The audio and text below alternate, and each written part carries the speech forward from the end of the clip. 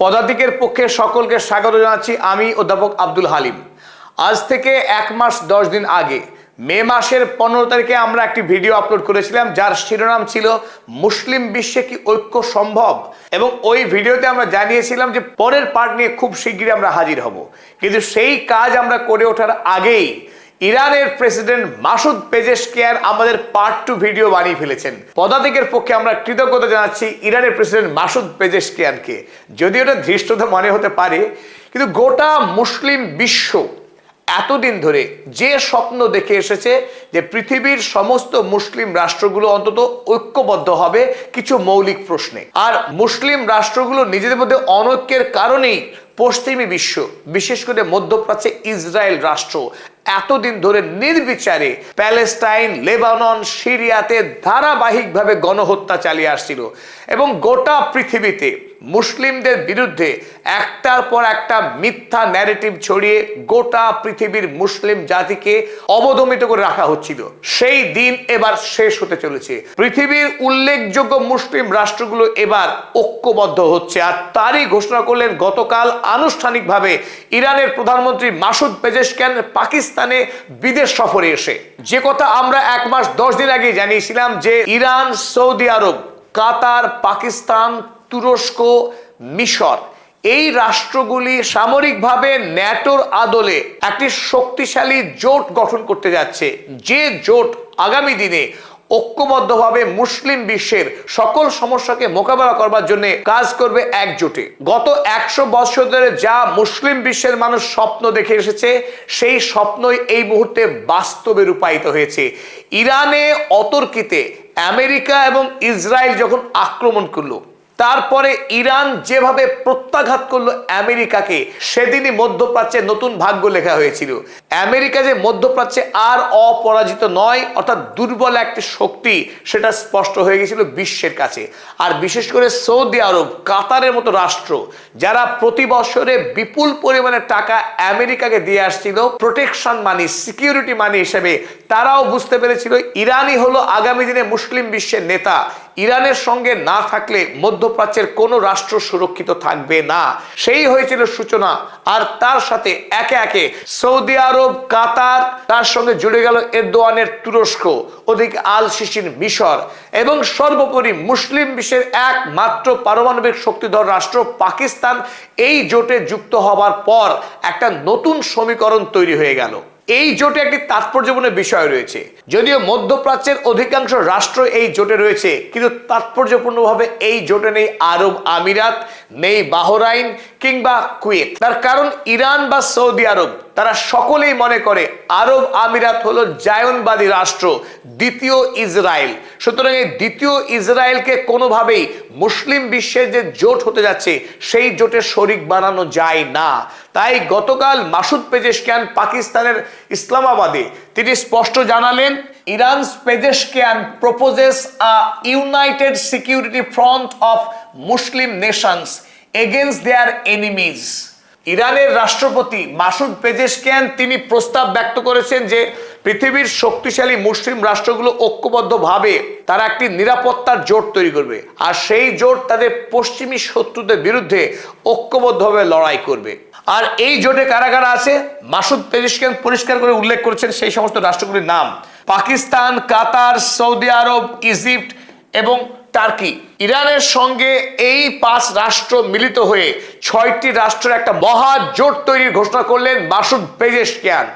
এতদিন ধরে আমেরিকা যুক্তরাষ্ট্র, কানাডা এবং ইউরোপীয় রাষ্ট্রগুলো মিলিতভাবে যে সামরিক সংগঠন নেটো চালিয়ে আসছিল, আর এই নেটোই বিশেষ করে মুসলিম বিশ্বের উপরে আক্রমণ করে একটার পর একটা শাসককে খুন করে সেই দেশের তেল লুট করে এবং লক্ষ লক্ষ মানুষকে খুন করে আসছিল। সেই অরাজকতার দিন এবার শেষ। আর ইসলামিক ঐতিহ্য মেনেই গতকাল ইসলামাবাদে ইরানের রাষ্ট্রপতি মাসুদ পেজেশকিয়ান বৃক্ষরোপণ করলেন এই অভিপ্সা নিয়ে যে আগামী দিনে এই মুসলিম রাষ্ট্রগুলোর জোট যেন ফুলে ফলে ভরে ওঠে। যেভাবে নবী করিম সাল্লাল্লাহু আলাইহি সাল্লাম শুভ কাজের সময়ে বৃক্ষরোপণ করতেন, সেই ঐতিহ্যই অনুসরণ করলেন ইরানের রাষ্ট্রপতি। চলুন এবার দেখে নেওয়া যাক মূল রসায়নটা, যে যদি এই 6 রাষ্ট্র ঐক্যবদ্ধ হয় তাদের সামরিক এবং অর্থনৈতিক শক্তি ঠিক কি রকম আকার ধারণ করতে পারে। গাজা এবং লেবাননে যেভাবে ইসরায়েল গণহত্যা চালিয়ে আসছে, সেই গণহত্যা কি বন্ধ হবে? সেটা কি এই জোট করতে পারবে? সেই প্রশ্নের উত্তর চলুন খোঁজার চেষ্টা করি এবার। মুসলিম কোয়ালিশনের সবচাইতে উল্লেখযোগ্য রাষ্ট্র এই মুহূর্তে ইরান, তাতে কোনো সন্দেহ নেই, কারণ পৃথিবীতে ইরান এক অলীক ঘটনা ঘটিয়ে ফেলেছে। আমেরিকার মতো সুপার পাওয়ার রাষ্ট্রকে যুদ্ধে অনায়াসে পরাস্ত করেছে। আর ওদিকে রয়েছে সৌদি আরব। পৃথিবীতে যে সমস্ত দেশ তেল বিক্রি করে, তেল রপ্তানি করে, তাদের মধ্যে 1 নম্বর জায়গা সৌদি আরবের। আর এতদিন থেকে বিপুল পরিমাণে তেল, পেট্রোকেমিক্যালস, রাসায়নিক সার বিক্রি করে তাদের অর্থনৈতিক ভান্ডারকে বিরাট শক্তিশালী করে তুলেছে সৌদি আরব। তাই সৌদি আরবের কাছে রয়েছে টাকার শক্তি। দ্বিতীয়ত, গোটা মুসলিম বিশ্বের অবিসংবাদী লিডার এই সৌদি আরব, কারণ এই সৌদি আরবে রয়েছে মক্কা, মদিনা। পেয়ারে নবী হযরত মুহাম্মদ সাল্লাল্লাহু আলাইহি সাল্লামের গোটা জীবন যে দেশে কেটেছে, সেই দেশের প্রতিটি জায়গায় পবিত্র মনে করে গোটা মুসলিম বিশ্ব। তাই সৌদি আরব গোটা বিশ্বের মুসলিম সম্প্রদায়কে ঐক্যবদ্ধ করার ক্ষেত্রে সবচেয়ে শক্তিশালী। তাই ইরান একদিকে মিলিটারি পাওয়ার, অন্যদিকে সৌদি আরব স্পিরিচুয়াল পাওয়ার, আধ্যাত্মিক শক্তি। এই দুই শক্তি এক জায়গায় হলে এক অনন্য রসায়ন তৈরি হবে, আর এই জোটকে পরাস্ত করা অত্যন্ত দুরূহ। তবে তার সঙ্গে যুক্ত হয়েছে পাকিস্তান। পাকিস্তান আর্থিক দিক থেকে দুর্বল হলেও পাকিস্তান রাষ্ট্রের কাছে রয়েছে পারমাণবিক শক্তি। পৃথিবীর একমাত্র মুসলিম রাষ্ট্র যার কাছে রয়েছে পারমাণবিক অস্ত্র। আর এই বলেই বর্তমানে গোটা মুসলিম রাষ্ট্রগুলোর কাছে অত্যন্ত জনপ্রিয়, তার কদর বেড়েছে পাকিস্তান রাষ্ট্রের। এমনকি সাম্প্রতিক সময়ে আমেরিকার সঙ্গে ইরানের যে MOU স্বাক্ষরিত হলো, সেই মৌ স্বাক্ষরের ক্ষেত্রে পাকিস্তান অত্যন্ত গুরুত্বপূর্ণ ভূমিকা পালন করেছে। আমেরিকার রাষ্ট্রপতি, উপরাষ্ট্রপতি ভূয়সী প্রশংসা করছে পাকিস্তানের শাসকদের, শেহবাজ শরীফ কিংবা আসিম মুনির। স্বাভাবিকভাবে এই মুহূর্তে ভূ রাজনীতিতে পাকিস্তানের গুরুত্ব আগের চাইতে অনেক গুণ বৃদ্ধি পেয়েছে। সেই পাকিস্তান রাষ্ট্রও কিন্তু এই ইরান, সৌদি আরব মুসলিম কোয়ালিশনের অন্যতম মুখ হয়ে উঠছে। চতুর্থ গুরুত্বপূর্ণ রাষ্ট্র নিঃসন্দেহে এরদোয়ানের তুরস্ক। তুরস্ক যেটা মুসলিম বিশ্বের কাছে অন্যতম আবেগের জায়গা। অটোমান সাম্রাজ্য একটা সময় ইউরোপ মহাদেশকে শাসন করেছে, এশিয়া মহাদেশের বিস্তীর্ণ অংশ শাসন করেছে। তাই গোটা পৃথিবীতে মুসলিম ঐতিহ্য, সংস্কৃতিকে ছড়িয়ে দেওয়ার ক্ষেত্রে অটোমান সাম্রাজ্যের কোনো জুড়ি পাওয়া ভার। এই অটোমান সাম্রাজ্য রোমান সাম্রাজ্যকে ধ্বংস করে তৈরি হয়েছিল। তাই মুসলিম সম্প্রদায়ের একটা বাড়তি আবেগ রয়েছে অটোমান সাম্রাজ্যের সঙ্গে, এই তুরস্কের সঙ্গে। আর পাশাপাশি তুরস্কের ভৌগোলিক অবস্থান এত গুরুত্বপূর্ণ, এশিয়া এবং ইউরোপের সংযোগস্থলে এই তুর্কি রাষ্ট্র। তাছাড়া তুরস্ক নেটোর সদস্য, তাই নেটোর শক্তি, সমস্ত ইনফরমেশন তুরস্কের কাছে রয়েছে। মিলিটারি প্রশিক্ষণে পৃথিবীর অন্যতম শক্তিশালী রাষ্ট্র তুরস্ক। আর বর্তমানে যে ড্রোন টেকনোলজি, আধুনিক যে যুদ্ধাস্ত্র, সেই যুদ্ধাস্ত্রের তৈরির ক্ষেত্রে তুর্কি পৃথিবীর মধ্যে অন্যতম শক্তিশালী রাষ্ট্র। তাই এই কোয়ালিশনে যেহেতু তুরস্ক যুক্ত হয়েছে, সুতরাং একদিকে ইরানের অসম্ভব ড্রোন এবং মিসাইলের শক্তি, আর তার সঙ্গে তুরস্কের শক্তি যুক্ত হয়ে গেল। পাশাপাশি আরো দুটি গুরুত্বপূর্ণ রাষ্ট্র হচ্ছে এই জোটে। একদিকে কাতার।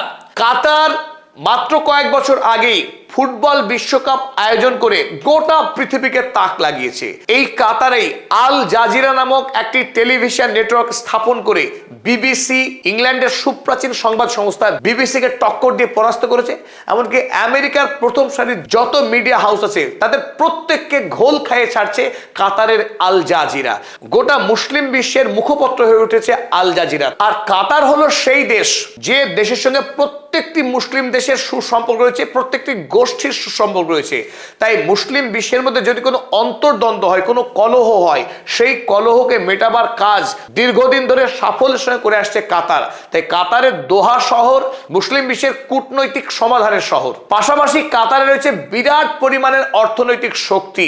প্রাকৃতিক গ্যাস এবং তেল বিক্রি করে এই কাতার বাদশাদের কাছে বিপুল পরিমাণের টাকা রয়েছে, যে টাকা দিয়ে এমনকি আমেরিকার রাষ্ট্রপতি ডোনাল্ড ট্রাম্পকে পর্যন্ত কিনে ফেলতে পারে এই কাতার। আর এই গোষ্ঠীর 6 নম্বর রাষ্ট্র হচ্ছে ইজিপ্ট, অর্থাৎ মিশর। মানব সভ্যতার সাথে প্রাচীন যে দেশ ইজিপ্ট, সেই ইজিপ্টেই বর্তমান যে সুয়েজ ক্যানাল, যে সুয়েজ ক্যানালের গুরুত্ব অপরিসীম। এই সুয়েজ ক্যানাল যদি একবার বন্ধ হয়ে যায়, এশিয়া এবং ইউরোপের বাণিজ্য শেষ। তাই গোটা পৃথিবীর অন্যতম লাইফ লাইন সুয়েজ ক্যানাল, যা মিশরে নেটওয়ার্ক রয়েছে। রয়েছে লার্জেস্ট কনভেনশনাল মিলিটারি অ্যাসেটস। মুসলিম বিশ্বের সবচাইতে বৃহত্তম সামরিক শক্তি রয়েছে এই দেশের। 9 লক্ষের অধিক সৈন্যবাহিনী রয়েছে মিশরে। কিন্তু তার চাইতেও গুরুত্বপূর্ণ বিষয়, এই মিশরের সৈন্যবাহিনীর কাছে রয়েছে প্রচুর পরিমাণে সামরিক সরঞ্জাম, সামরিক গাড়ি, গোলা বারুদ, ট্যাঙ্ক, মর্টার লঞ্চার থেকে শুরু করে যুদ্ধক্ষেত্রে সরাসরি যদি যুদ্ধ করতে হয় সৈন্যবাহিনীর সঙ্গে সৈন্যবাহিনীর, সেই যুদ্ধে মিশরকে চ্যালেঞ্জ করার মতো মুসলিম বিশ্বে অপর কোনো দেশ নেই। সুতরাং আমরা কিছু পরিসংখ্যানকে এক জায়গায় করে স্পষ্টই দেখতে পাচ্ছি যে এতদিন ধরে আমেরিকা এবং ইংল্যান্ড তারা গোটা মুসলিম বিশ্বের উপরে যেভাবে অরাজকতা সৃষ্টি করেছে, শোষণ এবং অন্যায় করে এসছে, সেই শোষণকে অনায়াসেই বন্ধ করা যেত যদি মুসলিম রাষ্ট্রনায়করা ঐক্যবদ্ধ হতে পারতেন তাদের ক্ষুদ্র ইগো এবং স্বার্থকে ত্যাগ করে। কিন্তু গাজা ভূমিতে 2023 সালের পর থেকে যেভাবে ইসরায়েল ধারাবাহিক গণহত্যা চালিয়ে এসেছে, আজও যেভাবে সেখানকার মানুষদেরকে উকুন মারার মতো খুন করছে ইসরায়েল, 17 লক্ষের মতো মানুষকে খাদ্য, পানীয় জল, বিদ্যুৎ, বেঁচে থাকার জন্য ন্যূনতম যেটুকু পরিষেবা দরকার, হাসপাতাল বা ঔষধের সমস্ত সুবিধা বঞ্চিত করে এই বিরাট ফিলিস্তিনি জনতাকে খুন করছে ইসরায়েল। ওদিকে ওয়েস্ট ব্যাংকে প্রতিদিন নতুন নতুন এলাকা দখল করছে ইসরায়েল। লেবাননে গত 3 মাস ধরে যে বর্বরচিত কায়দায় খুন করছে ইসরায়েল, এই গণহত্যাকে বন্ধ করতে গেলে মুসলিম বিশ্বের ঐক্যবদ্ধ হওয়া ছাড়া দ্বিতীয় কোনো পথ খোলা নেই। তাই ইসরায়েলে এই বর্বরতাকে বন্ধ করতে গেলে মুসলিম বিশ্বের ঐক্য অত্যন্ত গুরুত্বপূর্ণ। ওদিকে ইসরায়েল তারাও এক নতুন খেলায় নেমেছে। লেবাননে যেহেতু আক্রমণ করতে পারছে না, কারণ আমেরিকা, ইরান তারা চুক্তিবদ্ধ হয়েছে এই শর্তে যে লেবাননে হত্যা বন্ধ করতে হবে। নতুন করে যে ডিকনফ্লিকশন সেল তৈরি করেছে এই রাষ্ট্রগুলো মিলিতভাবে, তারপরে আমরা দেখছি ইসরায়েল কিছুটা হলেও শান্ত হয়েছে আমেরিকার চাপে পড়ে। তাই নতুন করে ইসরায়েল এখন শুরু করেছে সুন্নি বিশ্বের দিকে তাকাতে। এবার থেকে সিরিয়া, তুরস্ক এবং মিশর, এই 3টে দেশকে আক্রমণ করতে চাইছে ইসরায়েল। তারা নতুন করে বৈঠক করে তাদের এই বৈদেশিক যুদ্ধনীতিকে তারা তৈরি করেছে।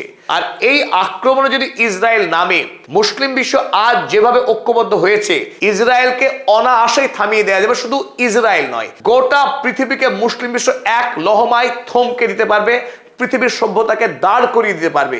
কারণ ইরানের হাতে রয়েছে হরমুজ প্রণালী, মিশরের হাতে রয়েছে সুয়েজ ক্যানাল, ওদিকে ইয়েমেনের হুথির নিয়ন্ত্রণ রয়েছে লোহিত সাগর, ওদিকে তুরস্কের হাতে রয়েছে বসফরাস প্রণালী। এই এতগুলো ক্রিটিক্যাল জলপথকে যদি বন্ধ করে দেয় মুসলিম বিশ্ব, অর্থাৎ এই কোয়ালিশন, তাহলে গোটা পৃথিবীর সমস্ত সামুদ্রিক বাণিজ্য একদিনেই থমকে যাবে, পৃথিবীর অর্থনীতি বন্দী হয়ে যাবে। শুধু ইসরায়েল বা আমেরিকা কিংবা ইউরোপ, পৃথিবীর যে দেশই হোক, মুসলিম বিশ্বকে আক্রমণ করতে এলে 7 বার ভাবতে হবে। এক ইরান যদি হরমুজ প্রণালী বন্ধ করে আমেরিকাকে পায়ের নিচে আনতে পারে, তাহলে মুসলিম বিশ্ব ঐক্যবদ্ধ হলে গোটা পৃথিবীর আর কোনো পথ থাকবে না মুসলিম বিশ্বের কাছে আসা ছাড়া।